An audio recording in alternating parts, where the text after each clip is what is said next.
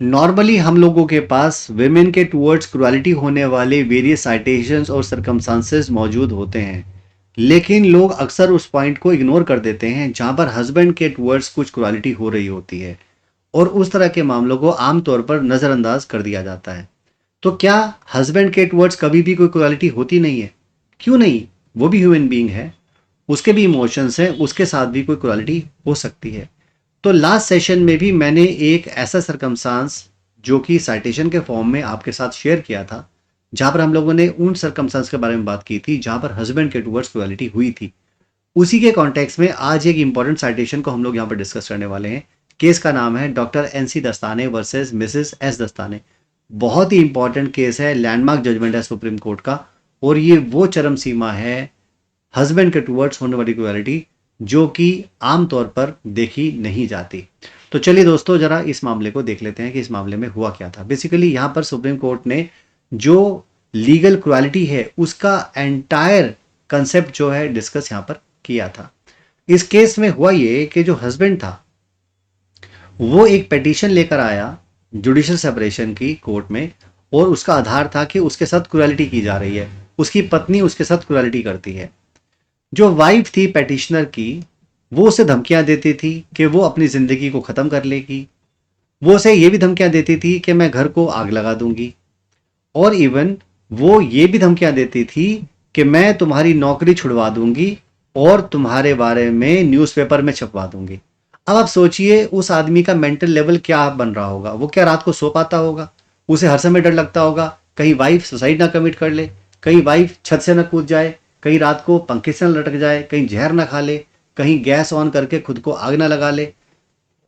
मतलब इस तरह की सिचुएशंस में आप सोच सकते हैं उस आदमी की मेंटल हैप्पीनेस तो खत्म हो गई होगी, किस लेवल के ऊपर आदमी परेशान हो रहा होगा। और फिर दूसरा, अगर वो काम पर भी जा रहा है तो वहां पर भी उसको डर लग रहा है कि यार यहाँ पर आकर तमाशा ना हो जाए, मेरी जॉब चली जाएगी, यहाँ पर भी मेरी रेपुटेशन लोअर हो जाएगी। और इवन वो उसे परसिस्टेंटली अब्यूज करती थी, गंदी गंदी गालियां देती थी, और उसके फादर को भी इंसल्ट किया करती थी। कोर्ट ने कहा कि ये जितनी भी बातें यहाँ पर बताई जा रही हैं ये सब की सब एक हस्बैंड की पर्सनल सेफ्टी, उसके मेंटल हैप्पीनेस, उसका जॉब सेटिस्फैक्शन और उसकी रेपुटेशन को कॉम्प्रोमाइज करने वाली है। उसकी ये सारी चीजें प्रतिकूल रूप से प्रभावित हो रही हैं।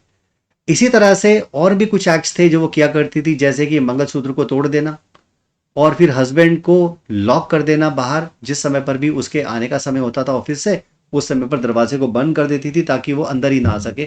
तो जो आदमी बाहर से थका हुआ, काम का मारा हुआ, भाई बाहर से आया आदमी, ठीक है, टायर्ड है, तुम दरवाजा भी नहीं खोल रहे हो, उसको अंदर भी नहीं आने दे रहे हो।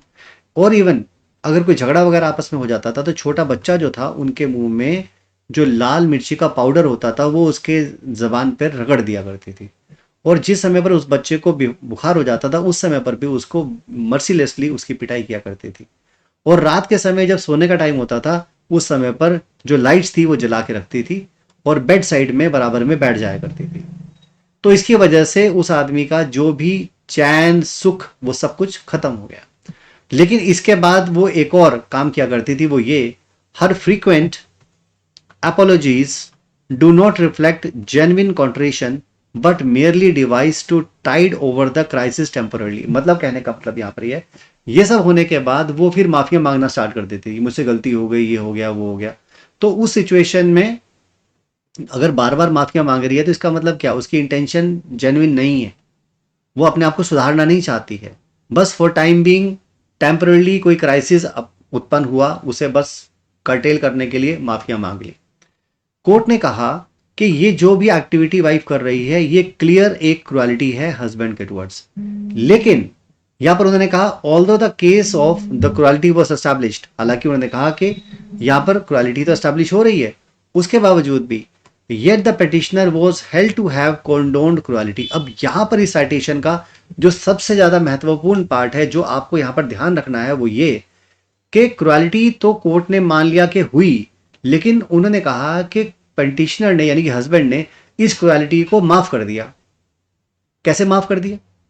उन्होंने कहा ही वॉज नॉट एक्सप्लेन्ड और he has not explained the circumstances as to how he came to lead and live a normal sex life with the wife after even a series of acts of quality on her part. उससे cross में husband से lawyer ने पूछा होगा wife के कि भाई एक बात बताओ, तुम्हारी सेक्सुअल लाइफ कैसी थी?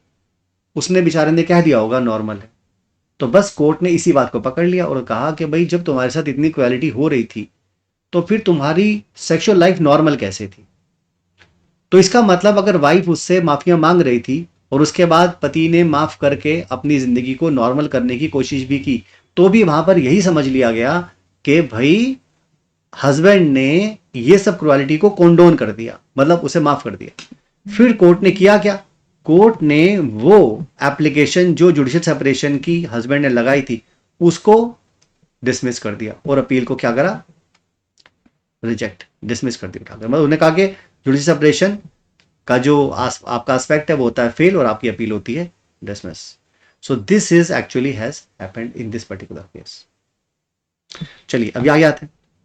अब हम उन सर्कमस्टांसेस को देखते हैं जहां पर हम लोग बेसिकली ये चेक करते हैं कि जो क्वालिटी है वो किस किस तरह की हो सकती है। जैसे हम लोग कहते हैं ना कि क्वालिटी एक ग्राउंड ऑफ डिवोर्स है, लेकिन क्वालिटी होती क्या क्या चीजें हैं वो कहते हैं। हालांकि हम इसे किसी पर्टिकुलर कैटेगरी में मतलब हम बोलें कि ये पर्टिकुलर टाइप की होती हैं तो ऐसा नहीं है।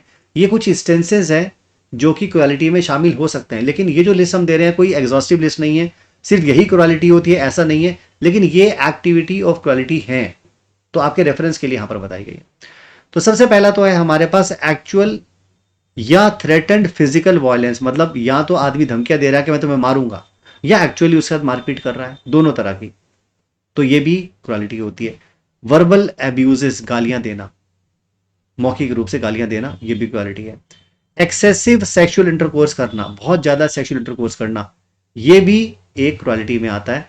रिफ्यूजल ऑफ इंटरकोर्स, मना कर देना सेक्स करने से, ये भी क्वालिटी में आता है। नेग्लेक्ट कर देना, ये भी क्वालिटी में आता है। कम्युनिकेशन ऑफ विनीरियल डिजीज, कम्युनिकेशन है ये, इसकी स्पेलिंग आप चेक कर लीजिएगा, मैं दोबारा से लिख देता हूं। कम्युनिकेशन, कम्युनिकेशन ऑफ विनीरियल डिजीज, इसको मैं यहां से रब कर देता हूं, ठीक है। मतलब कोई ऐसी विनीरियल डिजीज है उसको दूसरे को कम्युनिकेट कर देना। Drunkenness and use of drugs, drugs का इस्तेमाल करना, नशे में रहना।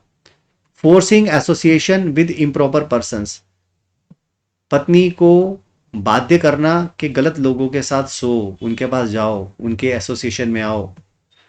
False charge of immorality, adultery को लेकर झूठे लांछन लगाना, ये कहना कि तुम इमोरल जिंदगी जी रहे हो, ऐसे झूठे लांछन लगाना, ये भी क्वालिटी का आधार है। इल ट्रीटमेंट ऑफ चिल्ड्रन, बच्चों के साथ बदतमीजियां करना, इल ट्रीटमेंट करना। Wife's association persisting in with another person, raising suspicion on her practising lesbianism, wife का किसी और व्यक्ति के साथ रिलेशनशिप लगातार होना परसिस्टेंटली, या लेस्बियन, उस लेडी का लेस्बियन बन जाना। Wife suffering I am sorry, wife suffering from deadly disease, या कोई डेडली डिजीज से वाइफ को सफर करना, ये सारे सरकमस्टांस क्वालिटी को इंडिकेट करते हैं, ठीक है।